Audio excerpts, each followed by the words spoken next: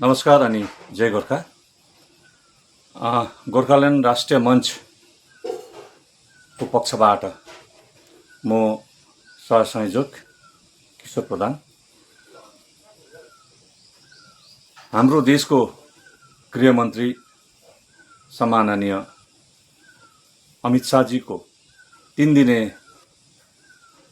दार्जिलिङ अथवा उत्तर बङ्गालको भ्रमण अवधि आज पीपीएस बारे गठबन्धन दलका साथीहरूसँग बैठक गर्ने जुन कुरो हामीले विशेष सूत्र अनि सामाजिक सञ्जालमा पाइरहेको छौँ, त्यसमा गोर्खाल्यान्ड राष्ट्रिय मञ्च प्रथमतः स्वागत गर्छौँ। सरकारको पहल यो गोर्खा जातिको हितमै हुन्छ भन्ने हामीले अपेक्षा अनि हामी आश्वस्त पनि छौँ। यस बैठकमा दार्जिलिङबाट गठबन्धन दलका मित्र साथीहरू, भाजपाको मित्र गठबन्धन साथीहरू उपस्थित हुनुहुनेछ अनि आफ्नो राजनीतिक अडान, जातीय अडान स्पष्ट रूपमा राख्नुहुन्छ भनेर हामीलाई आशा छ। जहाँसम्म पीपीएस भनेको के हो भन्ने कुरा स्पष्ट रूपमा हामी भन्न चाहन्छौँ। पीपीएस भनेको गोर्खाल्यान्ड हो अनि यही गोर्खाल्यान्ड मागमा नै अडिग भएर आज हाम्रा सम्माननीय गृहमन्त्री, बङ्गाल सरकारका सम्माननीय मुख्यमन्त्री अनि हाम्रा दार्जिलिङका सांसद सम्माननीय राजु विष्टसँगको बैठकमा स्पष्ट अडान राख्नुहुनेछ भनेर हामीले अपेक्षा राखेका छौँ। तपाईहरूको मूल मुद्दा नै गोर्खाल्यान्ड हो। तपाईहरू जुन दलहरू आज पीपीएसको बैठकमा जानु हुँदैछ, तपाईले आफ्नो दल सुरुवात नै गोर्खाल्यान्डको मुद्दामाथि केन्द्रित भएर गर्नुभएको हो अनि हामीलाई आशा छ यो दार्जिलिङको समस्या नभएर भारतीय गोर्खाको समस्याको रूपमा तपाईले यसलाई वृत्तान्त रूपमा आजको सभामा राख्नुहुनेछ। जहाँसम्म गोर्खाल्यान्ड राष्ट्रिय मञ्चले भारतीय गोर्खाहरूको सवाल भनेर नै हामीले यसलाई चिन्हित गरिसकेका छौँ। देशका विभिन्न भागमा बस्ने गोर्खाहरू असम, मेघालय, अरुणाचल प्रदेश, मिजोरम, नागाल्यान्ड अनि मणिपुरका विशेष गोर्खाहरू आज चिन्नारी अनि राजनीतिक सङ्कटसँग जुझिरहेको छ। दिन प्रतिदिन उत्तर पूर्वी भारतका गोर्खाहरू आफ्नो जन्मथलो छोडेर अन्यत्रै पलायन हुन बाध्य भइरहेको छ। हामीले देख्दैछौँ मिजोरम, असम, मणिपुर, नागाल्यान्डका धेरै क्षेत्रका मानिसहरू हाम्रै नजिक निकटवर्ती इलाकामा सेटल छ।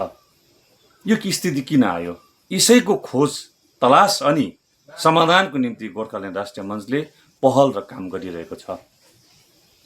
विगत दिल्लीको कार्यक्रम अवधि हामीले 5 जना सांसदहरूसँग भेटवार्ता गरिसके पश्चात मूल रूपमा यो आवाजलाई संसदमा बुलन्द गर्नुहुने दार्जिलिङका सांसद सम्माननीय राजु विष्टजीसँगको हाम्रो भेटवार्ता अनि बातचितमा यो कुरालाई हामीले प्रमुख रूपमा राखेका छौँ अनि उहाँले स्वीकार पनि गर्नुभएको छ।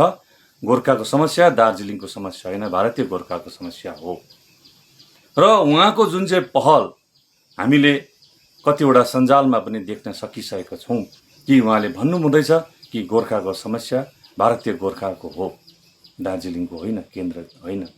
यसैले म आह्वान गर्छु बीजेपी पार्टी जो केन्द्रको सत्तामा छ, जसले समाधान गर्नुपर्ने उत्सुकता राखेको छ अनि समाधान गर्नुको निम्ति उहाँहरू सक्षम हुनुहुन्छ, यस्तो स्थितिमा राजु विष्टजी, हाम्रो सांसद राजु विष्टजीको वक्तव्यमै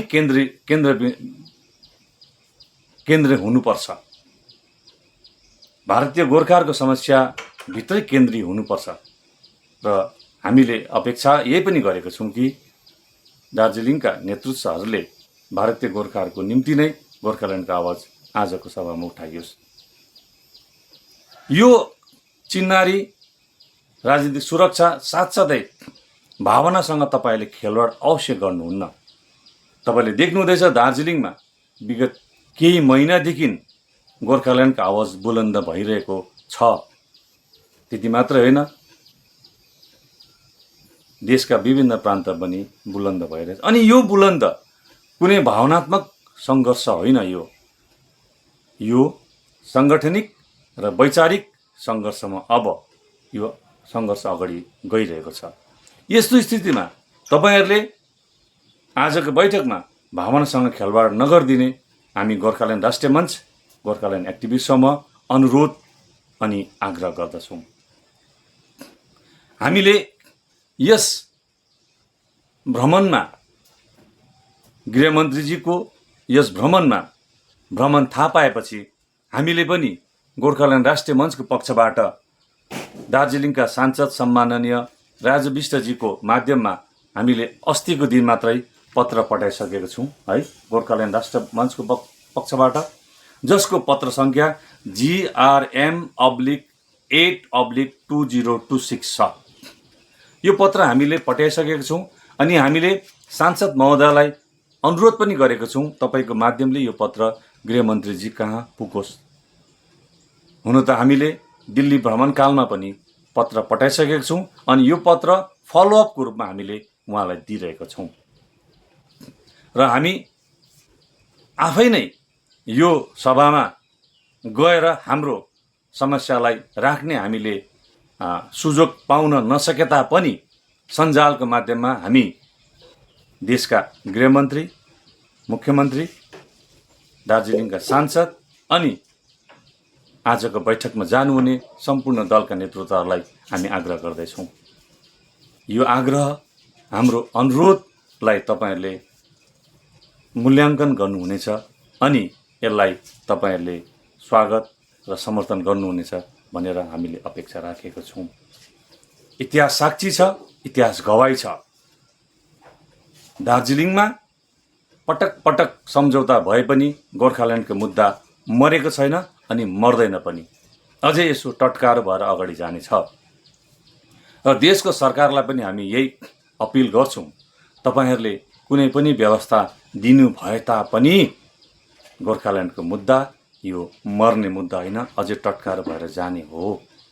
यसैले गर्दाखेरि हामी बरु पर्खिनु तयार छौँ, के समय दिनु तयार छौँ, तर एकैपल्टमा गोर्खाल्यान्ड राज्य निर्माण गरिदिने तपाईँहरूलाई फेरि पनि अनुरोध गर्दै आज गोर्खाल्यान्ड एक्टिभिस्ट समूह अनि गोर्खाल्यान्ड राष्ट्रिय मञ्चको पक्षबाट यही आग्रह गरे।